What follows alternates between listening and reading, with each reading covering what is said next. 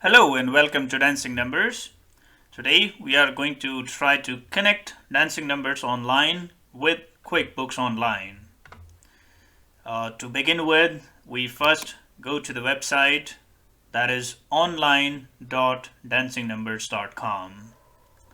Once we are here, we can either click on sign in from the top right corner, or we can click on start for import, export, or delete.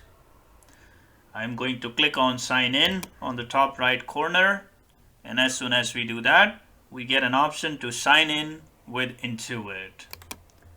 When I click on sign in with Intuit, it will take me to the Intuit sign in page, wherein we need to type in the email that is registered for QuickBooks or Intuit, or your QuickBooks Online login ID, and then the password.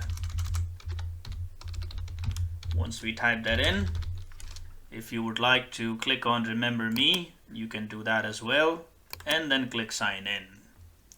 Now it will try to connect with Dancing Numbers, and if there are multiple company files, you will be given a choice to select the company. If there is only one company connected with your email, then it will be connected automatically. Well, you can now go ahead and start working. You can now go ahead and start importing, exporting, or deleting the data. Thank you.